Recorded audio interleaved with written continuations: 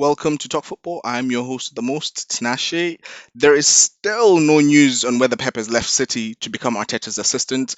And this evening, I am joined with my co-host Shihab. How are you doing, mate? Yeah, enjoying the long bank holiday weekend. So yeah, all good over here. Been Oh watching the yeah, it's football. a bank holiday down south. We don't get that leisure up in Scotland. Oh Um, yeah, fair enough. Nabi, how you doing? Yeah, I'm good. I've got the long bank holiday as well because my work do English holidays. So you're the only one who has to go Oh, to work tomorrow. yeah. I'm in tomorrow, Nice. unfortunately. But yeah, Um, Mod, anything interesting happened to anyone outside of football past week? I'll start, Uh, and absolutely nothing. I went out for a meal with my sisters. That's about it. Got in a food coma. But apart from that, yeah, nothing interesting. Not sure about the meat Shams. sweats. The meat Yeah, sweats. essentially that's pretty much what I got into. Yeah. Yeah, same. I've been playing football again now. With my mates. Um, yeah, so I play seven-a-side football with mates quite often, 3 times a week. Get back into it. Lockdown's obviously eased.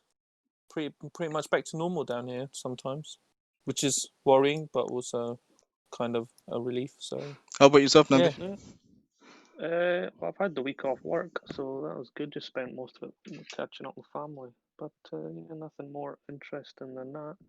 I guess we can't put it off any longer then. The Community Shield last night, win for Arsenal on penalties. Get in. So, Tanash, I guess we'll start with you. You over the moon with the win?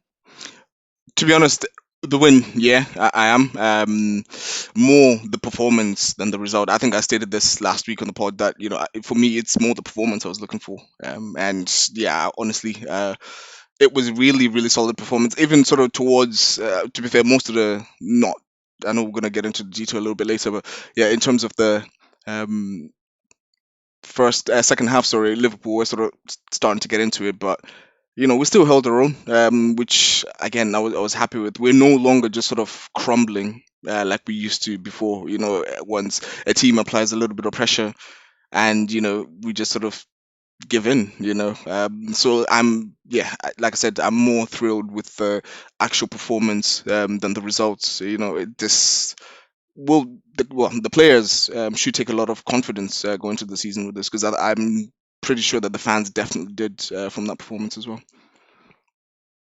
Yeah, so Shihab, why couldn't the all-conquering Liverpool team conquer Arsenal?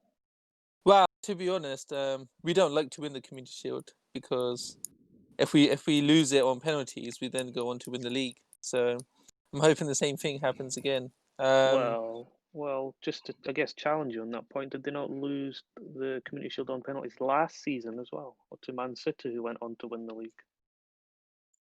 well, the season before. Yeah, I think yeah, because we're into a new season now, and last season was the one that just finished.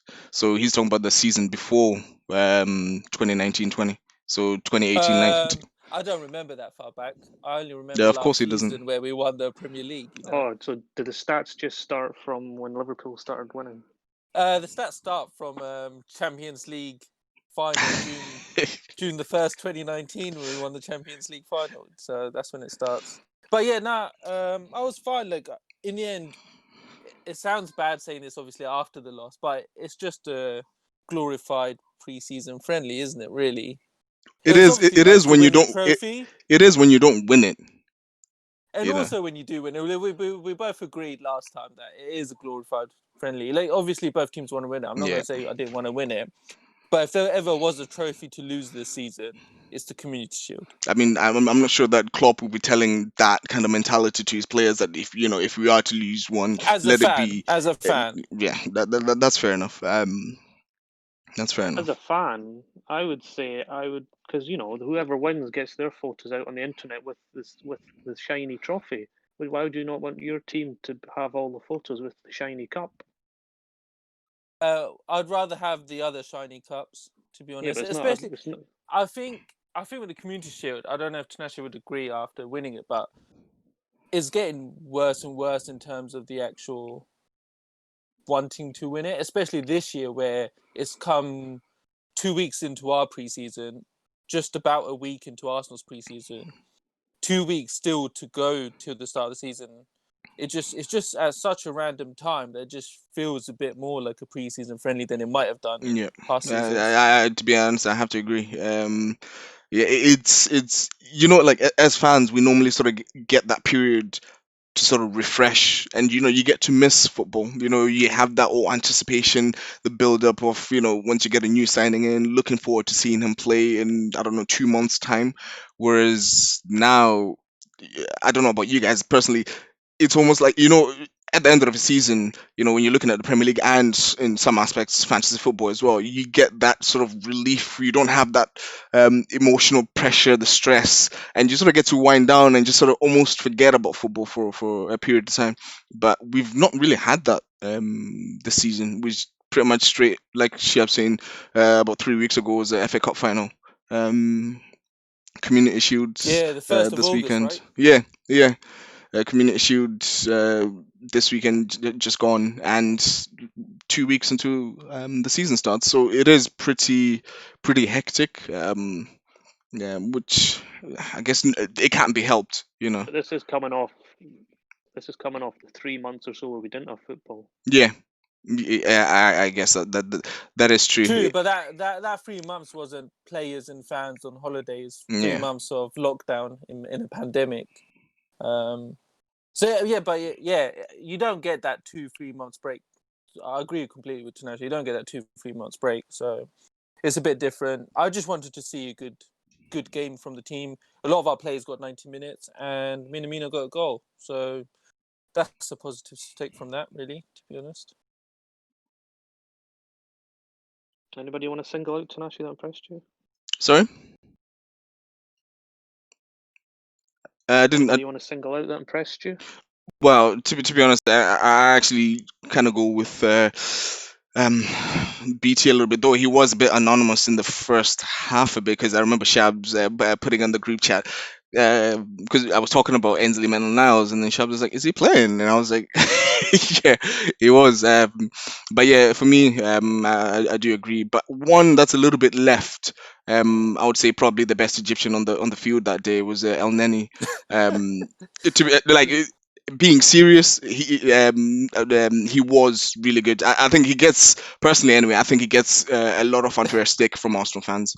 A lot of them do want to see him sort of go out, but personally, I think he's a good utility player. And a good backup squad player. Sorry, because with him, he's never sort of going to wow you, or say he's never going to have those performances where you're like, oh, he was absolutely fantastic, but you sort of get a solid 6 7 out of 10 from him near enough every game week, which I do think every squad sort of needs a player like that. We kind of had that at Arsenal with Monreal, left back, Mr. Consistent. So he was consistently there and thereabouts. So yeah, for me, I would say El Neni. The 2 games that I've seen him, not even including the goal that he scored, which was ridiculous, about 30-40 yards out. But in the first preseason preseason game, I'll just add in there so that people don't get confused. But yeah, for me it was El Neni. I thought he was pretty solid in the middle of the park. Yeah, she had from what from the highlights that I saw, because I didn't watch the game, it did seem like a 90-minute exercise from Liverpool. They didn't seem to have much conviction in finishing their chances.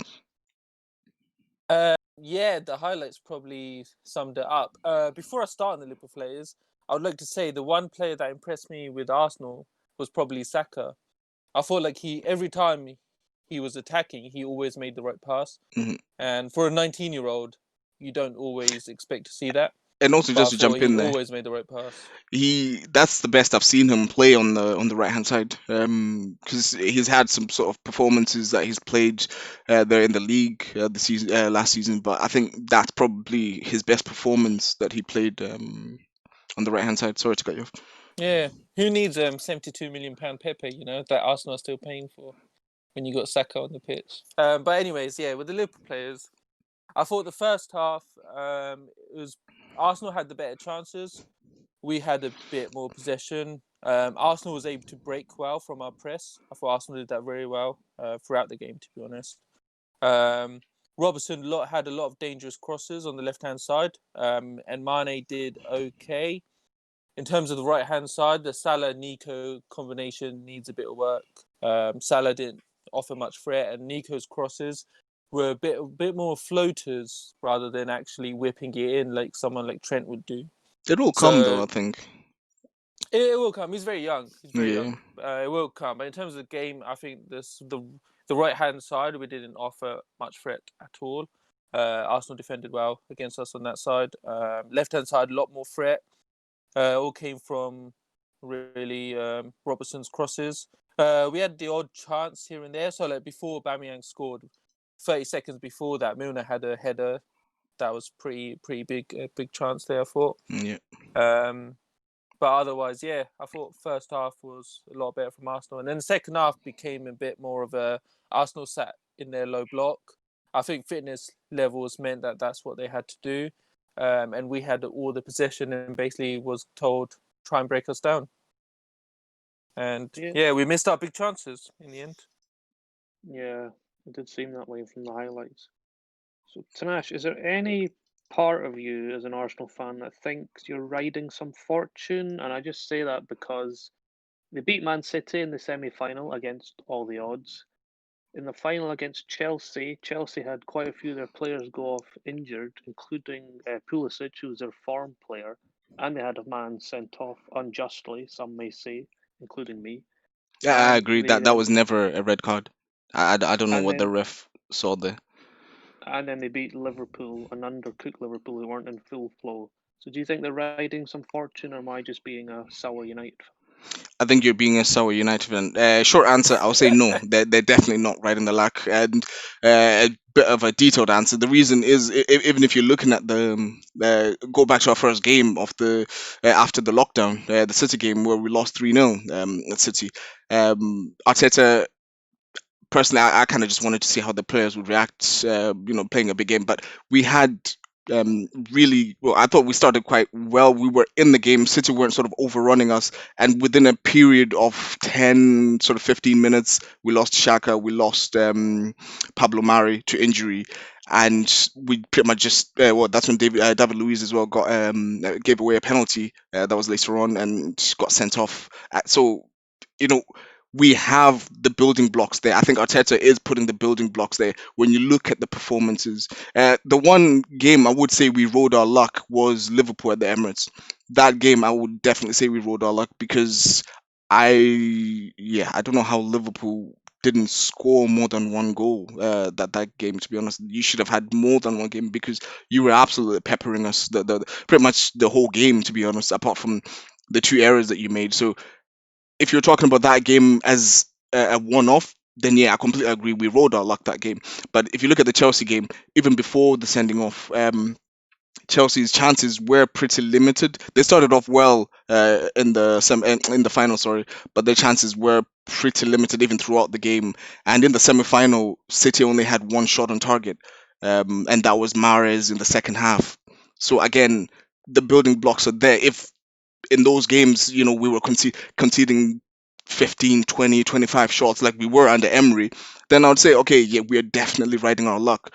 But we've got the building blocks there. Arteta's setting up a system in terms of defending that the players seem to understand, and they're responding to him. So personally, yeah, I wouldn't say we're riding our luck at all. I think it's just it is essentially the beginning of.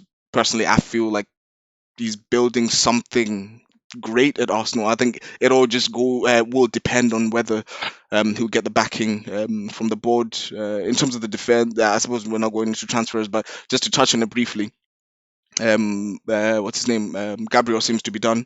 So now I think up until was it October the 6th or something when the window shuts, I think we'll essentially see Arsenal's focus shift to midfield. And the thing that I personally like is that though we may debate about the quality of the players that we're linked with, we may not be happy about them, but there seems to be a clear plan this summer in terms of, okay, this is the player that we want, whether it be attacking, defensive, name it, we need it.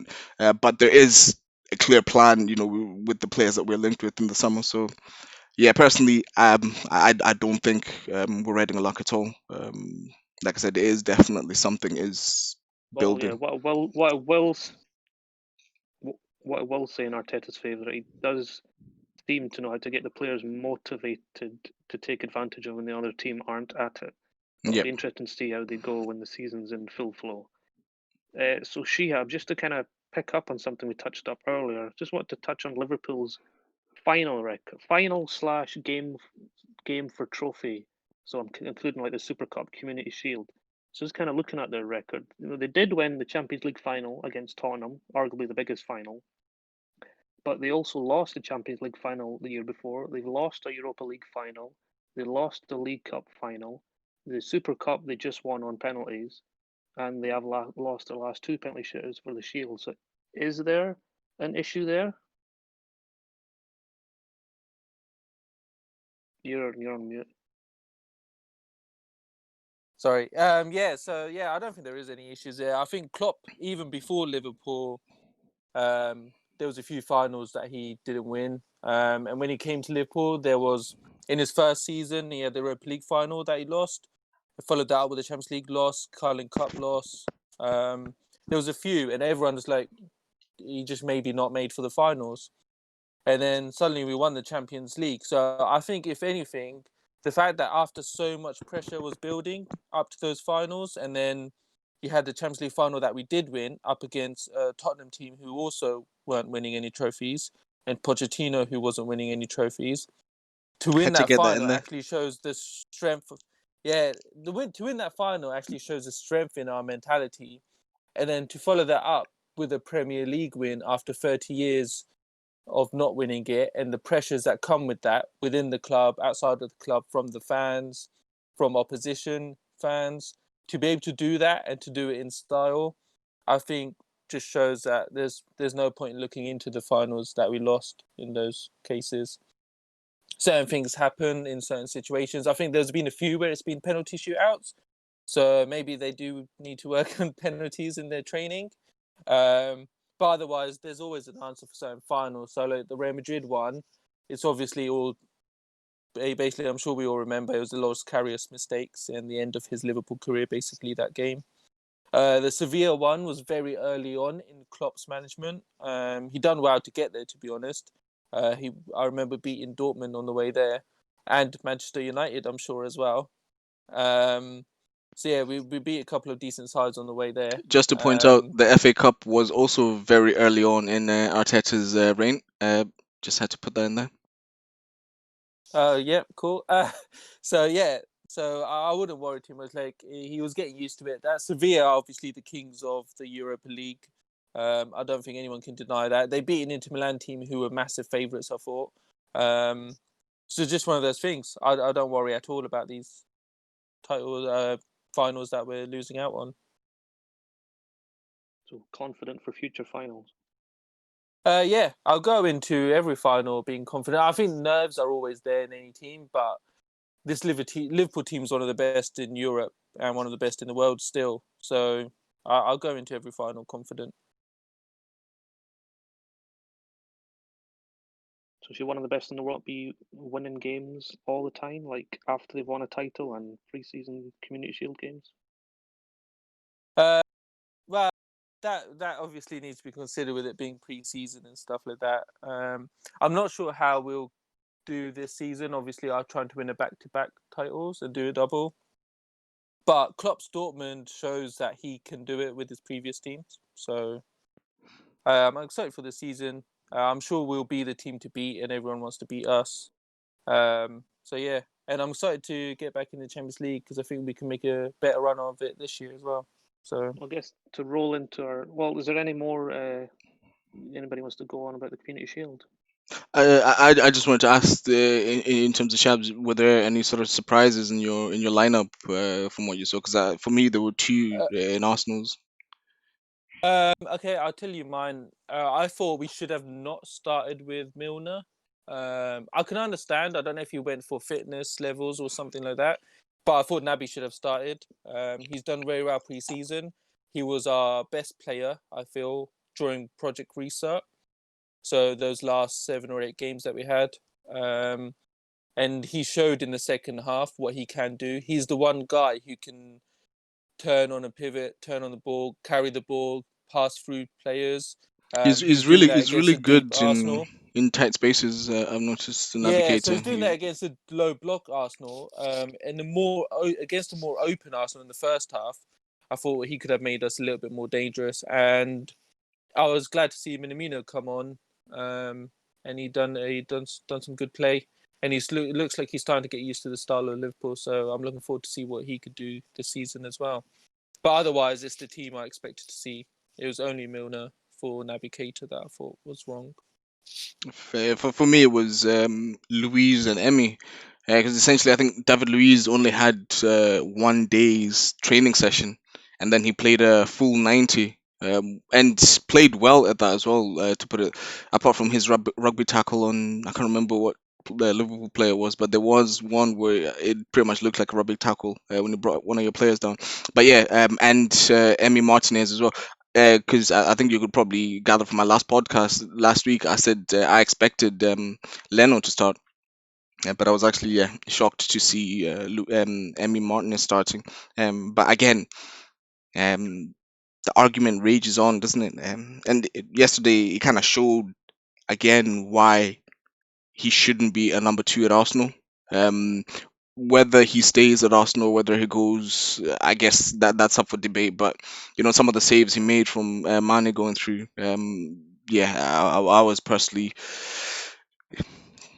impressed by him. But again, like I said, also What you're saying surprised. is, he shouldn't be a Romero. He Yeah, shouldn't play in second fiddle to yeah, Romero. he's too good. Because that's the thing, especially with Arsenal's situation. I think I mentioned it last week as well. I don't think we should have 25 million pound asset sitting on the bench. We don't have the financial standing to do that. To be playing cup games and Europa League games. He's too good for that. And like I said, we don't have the financial standing to have a player essentially, yeah, worth that much sitting on the bench. For me, it doesn't make any sense. So I think one of Leno or Emmy Martinez should be sold. I will leave that up to the club, to be fair, because the coaches know these players. They know who's better, who's the better player of the two. Especially with Emmy, we've only seen a small sample of him, though he's been extremely impressive. Who knows what could happen once he hits a bad patch, how he's going to recover from that psychologically. There's still some questions to be answered about Emmy, because of the small sample that we have of him. And also, one more on the community shield. I was watching Klopp's interview, and I noticed, I don't know if he used it as an excuse, but he did mention it. That the players weren't as fresh as they could have been, which for me, especially the fact that they played Arsenal, who, like you said earlier, only had I think 3-4 days worth of training before the game. Um, what are your thoughts on that, Shabs? Yeah, because for me, it like I said, David Luiz trained for 1 day and played 90 minutes. His response in terms of that was just purely looking at Liverpool's side of things. It wasn't him saying Liverpool weren't as fresh or Arsenal were more fresh. He was just looking at his team and going, they weren't as fresh as they could have been. I thought his actual overall interview was pretty honest. He mentioned how we didn't take our chances. Arsenal did very well on the counter attack. Arsenal played very well in their low block as well. Aubameyang and Saka very dangerous. So I thought he was pretty honest with his interview. We weren't as fresh, I think. Second half, you could tell how much fresher we were compared to Arsenal, probably, Yep. when you saw Yep. players like Tierney cramp up and have to go off. And your players, to be fair, look knackered, even though they were able to put in I think it was like a 5-10 minute bit at the end where they started putting the pressure back onto us for a little bit. But we dominated that second half, which was partly what we do and partly down to Arsenal choosing to have the tactic of low block. And sorry. Yep, Karen. Yep. No, I was gonna say on that low block. Looking at the game, I kind of felt personally Liverpool kept on falling for the same trap with Arsenal over and over again. in terms of the pressure, because you mentioned yourself earlier that we were playing out, bypassing the press quite well against Liverpool. There were a few instances, and it was all down Hector Bellerin's side, where the ball would come to him, and it was a poor touch that would essentially let him down. But apart from that, we played through the press that you were, and it seemed like El Neni was sort of your trigger man to start pressing. But yeah, like I said, we played through quite well. Maybe it's just sort of Klopp expecting his players to sort of figure out a way around that on the pitch. But personally, I kind of felt that you kept on falling for that same trap over and over again. We're tempting you to come out. You did, and then we just play through you. And it's not even the first time where with Liverpool also did against City. They kept on pressing us, and there were some tight situations with the City game. But again, we quite comfortably, in most cases, played out through the press quite well. So again, sort of going back to Nabi's point about being, I can't remember what we said actually. Whether it's whether we're riding our luck. Riding your Sorry, luck, yeah. yeah, that again shows that we're not, because again we're consistently doing it now, and our issue now is what Liverpool had before, was we can't now break down the teams with the low block. When we face a team that has a low block, that's when we struggle now. As you saw towards the run in at the end of the season with Aston Villa, we couldn't break them down, and they ended up beating us 1-0 at Villa Park. So yeah, that's just me to just sort of finish up on that. I'm not sure if anyone else has anything to add onto that. Well, I can respond on that. In terms of my thoughts on it, I think Arsenal did break the press quite well, get out of it. But I think on the second half, we also stopped the counter attacking quite well compared to what we were doing in the first half. I can't remember Arsenal having too many Would you clear-cut say chances. would you say that's down? Because again, looking at the game, I agree with you what you said. I think that was more down to the fact that we were knackered. Sorry, so we couldn't keep on counter attacking. So you'd see the ball go up to Eddie and he'd lose it. He wasn't holding it up as well, and again, even then, he wasn't even that high up anyway. So I But think even that was the more chances down you to. made, so like you had the Aubameyang one where we could have still stopped it. It was very good play from Arsenal, but there were certain parts of it where we could have gone and we could have done certain parts better. Nico let him come in on his right foot. It's obviously Aubameyang is a world-class player and you can't always stop that, but he could have done more personally to stop him getting on his right. I thought it was too easy to do that. When he did get on his right, I don't think Wijnaldum was close enough to then cover that shot either. So it was a bit too late, and obviously it was a world-class finish. And then there was the other one, which was about 5 minutes after that, where Arsenal had a decent amount of possession and chances, was the Nketiah one, where he probably should have finished it, and was probably a better chance than the Aubameyang one. But otherwise, we play with that high line to create the mistake. Arsenal or other teams will sometimes get out of it, and this just was a game where Arsenal got out of it quite often. But you continue to do it in the chance that you will break it down at some point. And if you break it down with El Neni on the ball or Bellerin on the ball, then you're basically straight on the goal. And we trust our defence to manage a one-on-one situation or a counter-attack. And I feel like they did that second half. Whether that was partly down to Arsenal's fitness levels, probably was. But we've been known for the last 2 years to be able to stop counter-attacks. In this case, the fitness levels of Arsenal players might have helped, but I don't think it was purely just that. I think our defence is generally pretty good at stopping those. Yeah, So yeah, it's just one of those games. Sometimes it happens. I do agree. Eddie should have scored that chance as well. And it was also great play from him, because the initial chance came from him pressing Gomez into a mistake, and then played it out wide. I thought the pass was too short for Gomez. And then he should have done more to join the 50-50, but I think the pass was too short for Gomez as well. I think it was just poor from us all around at that point. I would say fair, but I think that's good pressure. Well, Looking at it from an Arsenal side, personally, I thought it was good pressure from Arsenal to cause that mistake. It was, That mistake, but I that don't think essentially, that like you were mistake saying, that happened. Liverpool would be pressing to hope for that mistake. That's essentially what Arsenal did. They pressed, created that mistake, which then created the opportunity for Eddie to score, but as you said, I personally think you could have done better. The connection was a bit poor, and there was a good save from Becker, but Yeah, you it would was a good expect save. him Yeah, to make those save. yeah, Sorry, yeah. Nabi, you wanted That's to fair. say something? I was going to say, I think that was some good Community Shield talk, but I think I'm getting bored of that now, so we'll move on to transfers. More exciting Yeah. stuff. In terms of Arsenal, to be honest, I'm not.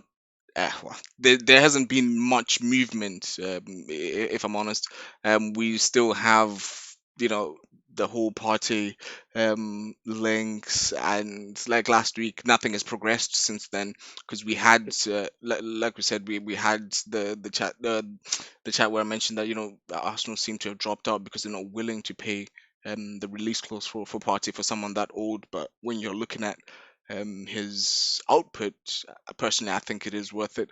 There is another link to another Lille player, 21-year-old. I always pronounce his name wrong. Bukhari Samori, I think. And he's sort of that sort of box to box number 8 party mold. And for me, he's got, you know, limitless potential. I think it's one. You know, we're almost kind of doing what Liverpool did with Southampton. You know, when you just went and started taking their players, we're essentially doing the same with Lille.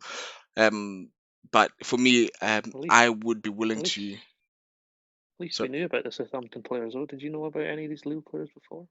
the only one I did, if I'm honest, is Pepe. Gabriel, no. Babakora Samore, nope. I'd watched a video. I think probably earlier on this year or last year, but I think that was just more to the fact that I just saw his name floating around, so I just decided to take him out. But in terms of actually knowing much about him, yeah, I'm not 100% clued up on, to be honest. But in some one other bit of good news, actually, I'm actually quite happy about is Ainsley Maitland-Niles. It seems that Arsenal have decided and made it known that you know, they're not willing to sell him, because all the sort of media outlets are now reporting that Wolves have ended their pursuit for Martinez, which will now be interesting to see who they go for, because they've sold Doherty to Tottenham, haven't they? But yeah, I'm happy that Ainsley Maitland-Niles, on his birthday, won the Community Shield, got an England call up, and you know, now this decision to keep him by Arsenal. It will be interesting to also know how much Arteta was involved in this, because not now knowing that it's him and Edu that are the two guys involved in the technical side of football. And Well, in the coming week, for things you expect to happen at Arsenal, I'm guessing you expect Gabriel to be announced. Do you expect Aubameyang to finally announce his contract, yeah, new yeah. contract? To be honest, this is the thing. Like, we're all football fans, right? We've had players that wanted to leave our clubs, and you know when a player wants to leave your club. You know, you can tell with their body language, the attitude on the pitch. With Aubameyang, he looks happy at Arsenal. He doesn't look like, you know, he's got one foot out the door and one foot in, or he's, you know, looking at any other options. He looks happy, to me anyway. I think he looks happy at Arsenal when he's playing. He always got a smile on his face, and even with the So what's the lads, hold up? I couldn't tell you. That's where I'm not sure. I honestly do not know. Yeah, Is he using these finals to try and get a bit more cash? He's saying, "Look what I can do, more money, please." potentially. I mean, who wouldn't? You know, like, it's working in his favor because he's delivering semi-final, the final, and now the Community Shield. He's delivering what's 5 goals in 3 games at Wembley. That's impressive. But Arsenal know that already. Arsenal Yeah, what know his talents. yeah. What are they waiting for? I honestly couldn't tell you that. For me personally, I think that the deal is signed, but in terms of what's holding up the announcement, I couldn't. I don't know. Even the whole thing with the Photographers away on holiday. probably also, the videographer is not available, or even the Gabriel deal, because even on BT yesterday they were saying that as far as they're aware that the deal is done, it's signed, but the announcement isn't made, and again, I don't know why. You know, like, this Because is Do that's you the. not know? that's not a big money deal, is it? That's that Now I one. think It's what's what not something where 27 million pounds that yeah. it's going to be for So him. So Did you not I, put a tweet out where someone had taken some behind-the-scenes photos at the Emirates of like a photo shoot being set up? yeah, yeah. that was last week, and no player has been Who was announced. the photo shoot for? No, this is the thing. Like you see, like part of the player, and you see the green screen at the back and everything, but you don't actually see who the player is.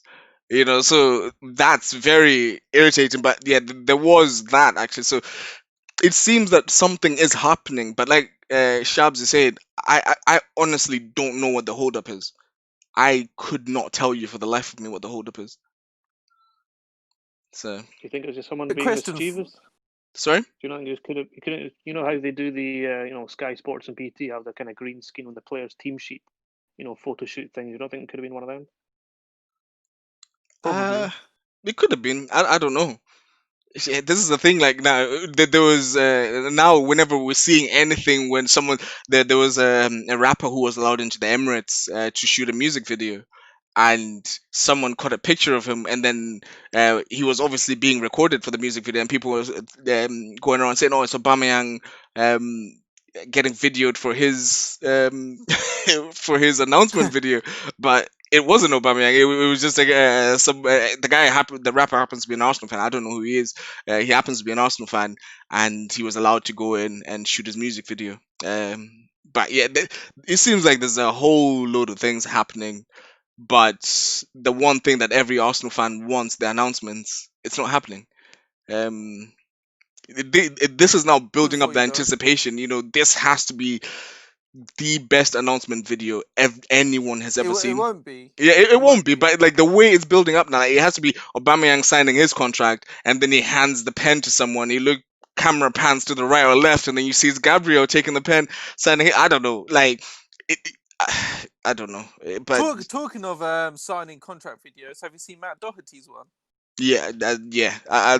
You know, Where for he me, opens the laptop and deletes his Twitter. the way Where I he saw it, says, you know, like when your parents force you to do something that you don't want to do. That's essentially what that was.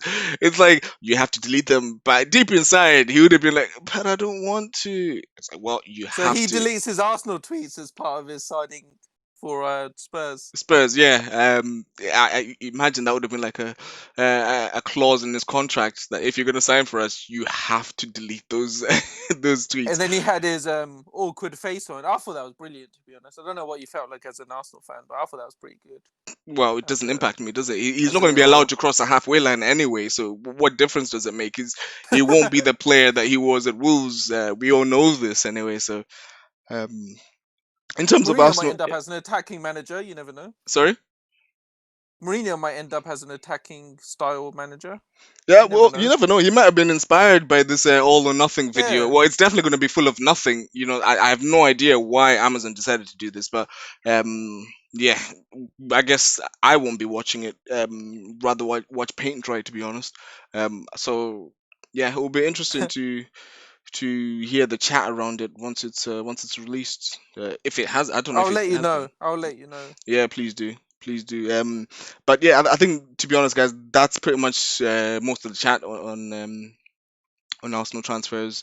Like I said, I'm happy Ainsley Maitland-Niles agree, or the club has come out and saying that well, Wolves, sorry, have ended their pursuit of him because Arsenal have made their position clear that they want him, Ainsley Maitland-Niles, to stay.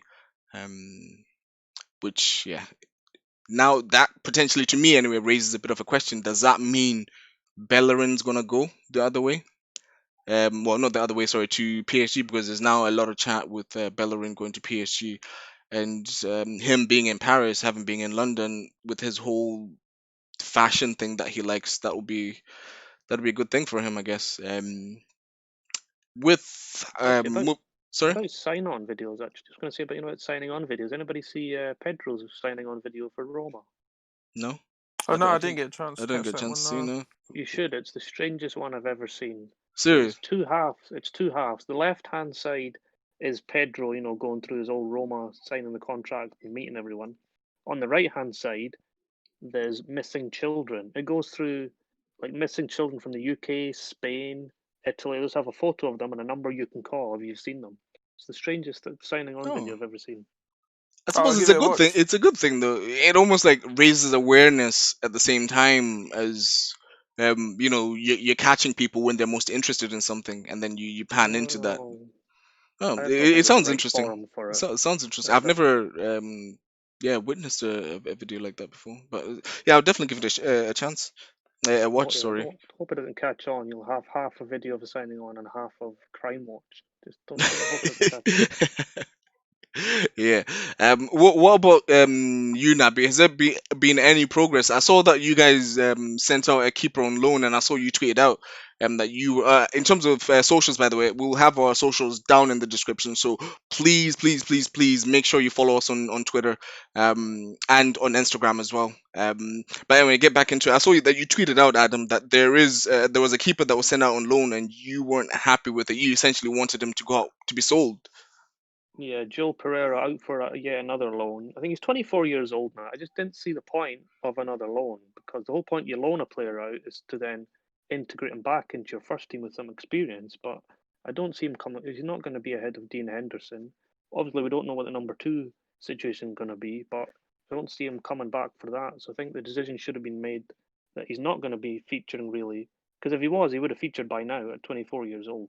So I think he should have. They should have just made the sale rather than another loan out. So that didn't make sense for me for a player that clearly isn't going to make himself into the first team.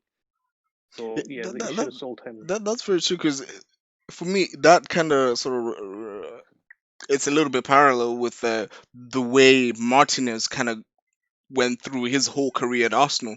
You know, because he spent what 10 years at Arsenal, and he's only had 15 Premier League appearances.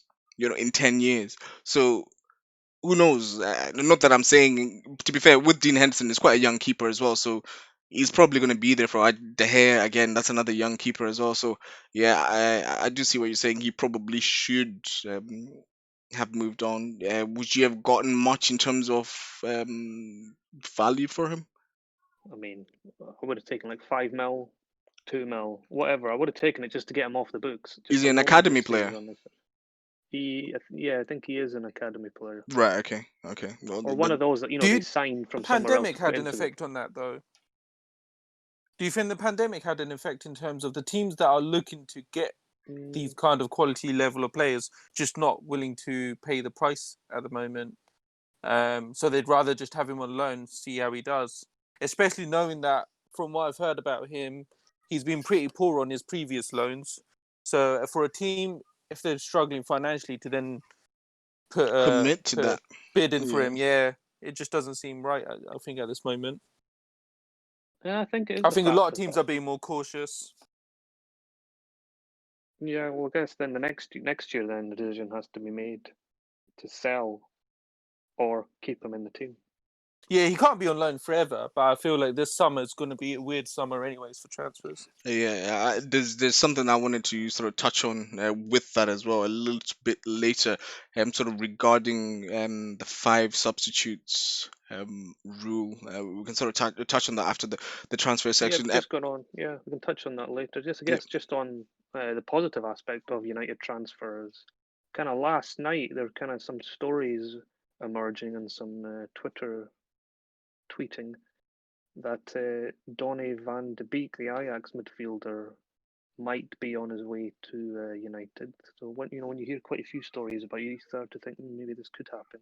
yeah, And I if saw that were that. to happen, I think that'd be very good. I saw that because I saw there was an article I was reading, and it was essentially saying that the article was you're monitoring Van de Beek, but your main target seemed well you were looking at I don't really want to say main target, but you were looking at Jack Grealish at Aston Villa, but I think his price is a bit ridiculous to be honest. But personally, I would go for Donny van de Beek because you're in the Champions League this year. He has proven that he can do it at the top level in terms of the Champions League, and that would be sort of another goal scoring midfielder adding to your squad with Bruno Fernandes there as well and Paul Pogba. It definitely improve the midfield and should also hopefully mean that either like Lingard or Pereira are The on dancing man. the way out because they're be sold. Would you Lingard needs to want them go, both doesn't out? he? Yeah, and there's not much else. Lingard. And Pereira. Lingard needs to go. Yeah, Lingard definitely needs to Yeah, I go. did feel. Yeah, Lingard and Pereira. Pereira's a pretty pointless player. Doesn't really add anything. Lingard, Yeah, Lingard, apart from the last day of the season, hasn't done anything. Yeah. So yeah, need to go. But I think it's all eyes for United. I think it's just all eyes on Van de Beek because we don't really have anything else at the moment. So I Is take Sancho really quiet now then? yeah. I was just about to ask. That seems dead in the water now. Well, I, I think if anything's gonna happen, it's gonna be near the end. I think they're waiting till the end. But like you said So I last don't. time, though, like why wait until the end? Why not just put the bid in now? Well, that's the question. You know, they just feel. They must have. They must just feel for some reason that they can get Dortmund to cave at the end Teams feel for like whatever that. reason. But Because you got until October the 6th, right? That's the Yeah, I deadline think for the that's when the transfer window window. finishes. Yeah. So I think a lot of teams feel like they can put the other team under pressure if they leave it late enough. Whether that'll work or not, I don't know. But I feel like that is a tactic teams are thinking about. Otherwise, United have to put up the 120 million and get it done with. That's true. So I don't think the fans will be as annoyed about Sancho if they're also signing other players. The issue was it just seemed to be Sancho only. Or But nothing. if they're, Yeah. if they're coming up with other players now to help improve the squad, then I guess the fans won't be as angry. They'll still be very annoyed. It'll help. because you got other positions you need to fix anyway. It's probably more so than that attack, don't you think? Yeah, we need another centre back and a left back. And I would say that would be more important than getting Sancho in. So if it was a money thing and you're worried about the money, you'd rather spend that money getting other players, wouldn't you? Or would you happy just put the I would, 120 but I mil? think there always seems to be the story that if United are going to get Sancho, it has to be this summer, or it's never going to be, just because of the whole situation with monies and all the other clubs. So I think there's that if United are going to get him, it has to be this summer. It'll otherwise it'll be even more unlikely. So I think there's that aspect to it. Can I just ask a quick Yeah. question? It could potentially be a little bit controversial, but I don't think it's sort of that controversial. In terms of, you said you need a centre back and left back. In terms of the other positions, would you also say that you need a right back? The reason why I'm saying that is, um, um, Wan-Bissaka is really, really good defensively, but I suppose unless he's been working on it since the season finished, one thing he does lack is the offensive side of it. He gets into some really good positions up front in the sort of final third of the pitch, but in terms of his distribution into the box, cutting back or whatnot, it doesn't seem to be quite up to standard for a modern right back, wing back. Yeah, Wan-Bissaka is very disappointing when he goes forward, but I don't think that's enough for us to look for a new right back because he is so good defensively, which is his primary job. So I think as long as he works on his attacking returns, he's fine to be the right back in the team because of what he offers going back. That is fair. And do you have any other updates if there is? Because I haven't seen anything else apart from the keeper and Van der Beek. Donny van de Well, Beek. there is Yeah. just, I guess, one thing that I don't. The one I think a part of Van der Beek, somebody put a story out how United are apparently also interested in Thiago, but I don't either it's not true, or it's a little ploy by Bayern just to put United's name and just to kind of give Liverpool the hurry up, just to kind of get the deal done. To be fair, Arsenal's name was thrown in there as well, I and don't think when I saw that's that, I was really, laughing. obviously it'd be nice if it was. The Yeah, Arsenal rumors got shut down pretty quickly as well, so I think yeah. Leeds might do as well. I think I think a lot of the bit teams that are being linked is what Naby's saying. It is being put in there just to try and speed up Liverpool to get the deal done, rather than sort of prolong it. Because to be fair, I don't see him personally going anywhere else apart from Liverpool. But yeah, who knows? And that's a nice segue into Liverpool. Any progress on Thiago? Because since last week when we spoke, there hasn't been any really, has there? No, so a lot of German reports seem to still be confident that it will get done sooner or later. Similar to, like, for example, Aubameyang signing the contract. My question is, what is the holdup? If we can afford it, we can afford it. Get it done. Get him into preseason. Get him started with the team. So I'm not exactly sure on that part. Exactly. The other interesting part to look into is Gini Wijnaldum, whether his potential sale to Barca could lead the way to Thiago coming in if the Liverpool waiting on that kind of And thing. his performances yesterday weren't great either, to be fair. No, so the only player that really unlocked our defense was Naby, and he came on in the second half. So first half, the midfield is very stale. They didn't offer enough defensively as they normally would, and they didn't offer much going forward either. So someone liked. I think yesterday was the perfect example, if the fans wanted one, to basically tell Klopp, we need Thiago. I think yesterday was the perfect example of why we need someone like Yeah, Thiago. yeah, So if he there ever was definitely a would have reason to helped. lose the Community Shield, was if we then be able to bring Thiago in because of that. So I'll take that if that would be a win. That's fair. And a bigger win than the trophy, How that would confident be. you be? Well, it's always nice to get the shiny photos, but It is. how confident Whatever would you you say, it is. be? How confident you be in their title defense if they didn't make any major signings? Confident than I would be with the signings, but still confident enough to say that it'll be a close fight between Liverpool and City. I mean, I think it'll be a very close fight, but yeah. I had a thought on that, but last season, I think we had this discussion plenty of times, and we were sort of in agreement, Shiab, that we had the feeling that it was Liverpool's year. Obviously, you being an actual Liverpool fan, you were a little bit more reserved, but I was pretty adamant and pretty open about it. That I felt that it was Liverpool's um, time to win the Premier League. However, this season I don't have that sort of personally. I don't have that sort of confidence that I had last year. Simply because I think it's coming. I feel to the end of the cycle of the players. They're now sort of getting to that 29, 30, and they had Some that. of them, yeah. They had that sort of, well, if you look at it, it's pretty much your hottest properties, isn't it? Your best players are sort of coming to that age. Obviously got the newer recruits, Minamino and Nabi that we're talking about now, and your new left back as well, and you've got Trent and um your left back Robertson. Gomez is young as well. Yeah, but in terms of the core players that you could probably say won you the league, um, it is coming to the end because, as we all know, football has that cycle period. You had that sort of 3 years where you saw the gradual build up. The third year when you lost the league 3 years ago to City, and then you obviously had. But to be fair, that City were pretty relentless. That was the Centurions, wasn't it? That year, and then you had Yeah. was it 2018-19 where you were pretty much top until sort of Christmas, and then City just turned into a different beast again.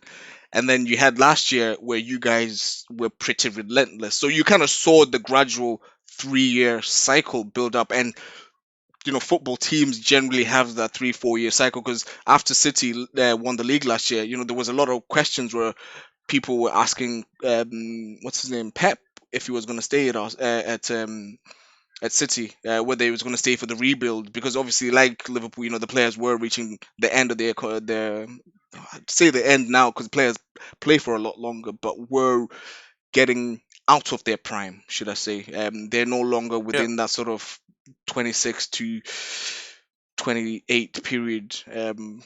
But yeah, Yeah, we've like I got say, a lot of 29-year-olds and 30-year-olds, but what I would say is they at least got one more year in them. The only worry is it is good to freshen up a squad. but Just you for the don't seem to be dressing room, doing the that a actual great atmosphere within the deal. team. You don't seem to be doing that a great deal, though. That is my worry, but it wouldn't stop me from believing that we can win the league. But it worries me for the season after and the season after that if we don't start freshening up. But for this season, I still have that belief that we can win it. But it would be a lot better and a lot more confidence if we had someone like Thiago come in to help us out. Okay. He could be a difference maker between I think he will. a title decide on the last day and going 6, 7, maybe 8 points clear against the team. That kind of thing. He definitely could is. make that He difference. is the title decider for me, anyway. I think. And he'll bring some fresh ideas as well. And for the youth players like Curtis Jones and stuff who play in our midfield, he'll bring a lot of experience and a lot of knowledge and a lot of know-how that may help them as well. So, and then he's just won the treble with with Bayern. It helps with all the other teams. It helps competition, and it's just fresh face into the team, and it builds excitement within amongst your players as well. If you're Van Dijk and Alisson and Salah and Mane, and you've got Thiago coming in, it does excite you, doesn't it? Yeah. So it's just that, just even the mental side of things, just to freshen up would be good. But talking of Mane, that's the one other gossip that's coming out. Pardon? Is Brewster staying on as your backup striker? Not sure. I think he will go out on loan. I was a bit sad for him about missing the penalty, but those things happen. Penalties can be a lottery sometimes. But I have a feeling he'll go out on loan to Sheffield United. I don't think he'll stay as backup striker, which would be a shame. But it's in the end, I trust Klopp to decide what he feels is best for the youngsters to progress and improve. And if it means going out on loan for a full season to Sheffield United in the Premier League and doing his bit, and then coming back next year even stronger for us, then great. But it does put us at risk in terms of our bench after like a Firmino or Salah or Mane are injured. We're relying on Origi and possibly Minamino can come into that. So we'll see. But our only other transfer news that we've got is Mane, which some reports out there are saying that Mane would like to move to Barcelona, and they're talking about 100, 120 million. I don't think that's true. Personally, I don't know if that's just me hoping that it's not true, but I don't think that's true. And I don't think Barca can afford that either. Especially that they're not selling Coutinho and players like that. And I don't know how much money they'll make if they sell like a Suarez, which has been touted as well. But yeah, that's the only other thing coming out of Liverpool. Just So to sort of fingers crossed, highlight. Mane does not leave. Messi for his release clause left. Wait, True, actually, but I'd say if we sell Mane, 100% we have to go for Sancho. one thing I wanted to just quickly get your opinion on. Did you guys see? Was it La Liga getting involved? Like, obviously, we understand the financial aspect, the financial interest that they have in Messi staying at Barcelona. But what was starting with you, Shabs? What are your thoughts on La Liga coming out with the statement, pretty much saying that Messi's contract is I still valid? don't see why the Liga need to do it. I think it's going to go to the courts anyways to clarify because it's a contract. That's what it is. It's a contract between the club and the player. I don't see how the league has to really be getting involved at this point. Like, I guess that kind of shows how big it is and how important he is because there's so much fanfare around it. And understandably, there will be. I just don't see it being necessary that La Liga had to make that statement. It just doesn't seem right to me. Like Barcelona will sort it out between themselves and their player who they've got a contract with, or Messi says they haven't and it's free. And if they need to go to court to resolve it with the lawyers, then fair enough. I just don't see why La Liga need to get involved. Nabi, do you have any burning desire to add onto that? No, I guess I was just going to say, I think they probably got involved because of the asset he is to the league. Yep. Because was it last year that Ronaldo left? Even though Yeah. it seems longer. Was it last year or the year before? To have their two best. I can't remember. Anyway. Because I don't feel like he's had two Champions League campaigns. I think he's just had the one. So he must have signed this. So to lose their two biggest assets in consecutive years would hurt them, which is why I think they're trying to get involved and keep them. Fair, but I think I tweeted out again. Our socials will be in the description. That I personally I think it's but now with all this that's heating up, it's probably starting to appear that maybe not so. I was personally thinking that it was a play from Messi's team to try and put pressure on Barca so that the president resigns, but leaves. Yeah, with everything that's sort of happening since then, yeah, it seems a little bit more the rumor, or not the rumors, the desire for him to leave seems a lot stronger. And just to quickly touch up on something that we just discussed, I just got a notification on Twitter of a profile that I follow, this guy called Graham Bailey, sorry. He just tweeted that Manchester United are paying Ajax £40 million for midfielder Donny van de Beek. Deal has been concluded over the weekend. It will be a 5-year deal for the 23-year-old. But I guess, as fans, we normally like to just sort of wait until we see the player holding the shirts. But surely that must be exciting news for you, Naby. Well, it's exciting possibility. It'll become exciting news when it gets, actual With the reality. confirmation from, because you usually get, you get the statement from the club saying they've reached an agreement. Yeah. That's usually the first part where you're like, okay, this is it. Okay, now as we're coming to a close, just to get your opinion on something, it's something that Klopp was asked in the post-match interview after the loss to Arsenal in the Community Shield. Sorry, this rule, because he was essentially, I think they're going to debate it again this coming week about the 5-sub rule this coming window, and Klopp was for it, not because obviously we understand that it will benefit the bigger clubs because they've got bigger squads with better quality in those squads than your smaller clubs. But he was sort of talking from a point of view just protecting the players aspect of it. This season, it's going to be jam packed, and if you follow us in our socials, we'll keep you posted everything as it's breaking for Arsenal, Liverpool, and United, and the rest of the top 6. What are your thoughts on it? Starting with you, Shabs, because like I said, I'll let you guys know what I feel after. But it is interesting. But what I would say is I completely agree with Klopp. Of course you would. He's a very knowledgeable man. Of course. He always speaks sense. And he's completely right. It should. He understands the whole argument, and I think he knows that there is a certain thing about. He used City as an example. Oh, City can just bring on 5 subs, and for them, that's 5 world-class players coming onto the pitch when they've already had to go up against already 11. Mhm.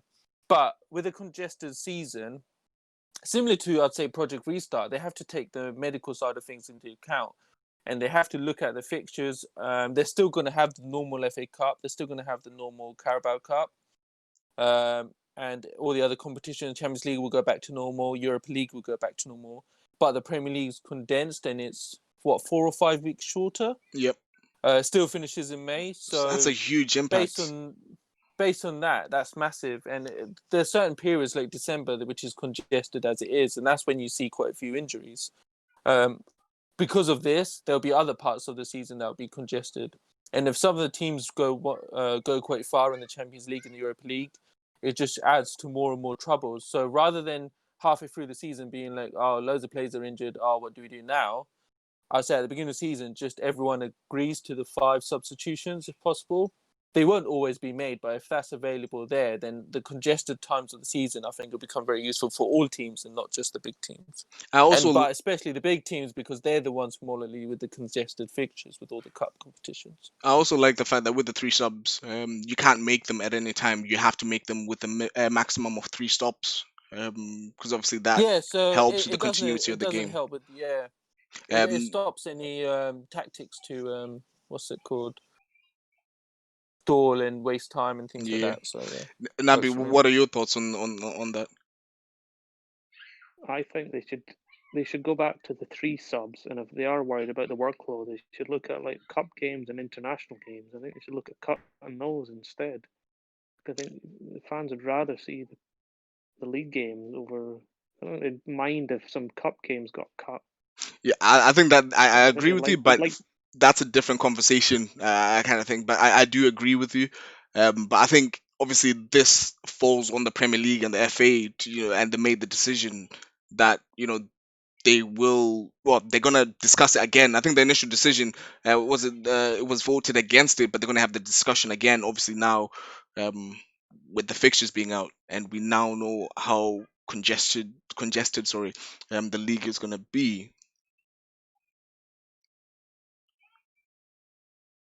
Yeah, I think that they're not going to change the cup competitions at all. Like, we could have that conversation and say that, yeah, they should do that, and that would help stick to the 3. But it's not going to happen. Yep. This is what they've decided to do. They've agreed to all the timetables based on what they've all agreed to do and how the cup competitions are going back to normal. I think it should go to 5. Yeah, Personally. yeah. Like I said, yeah, I completely agree. I think it should be 5. Purely looking at it from the player aspect of it, it will protect the players a lot more. And also touching on what we were talking about earlier about the lone players, you have that. The fact that clubs are allowing more players to go out on loan rather than actually sort of selling them out. I think there will be some that will have that clause that in case there are injuries within throughout the season, you can withdraw your players rather than if you sell them, you're now looking to have to buy a new player completely, which it's not as easy or option as recalling a player from loan. But with that, we will conclude this week's episodes. Again, as I've mentioned throughout, our socials are below in the description, so please give us a follow, and you can find us on Twitter and on Instagram as well. So thank you very much for listening. Until next week. Thanks, guys. Thanks, everyone.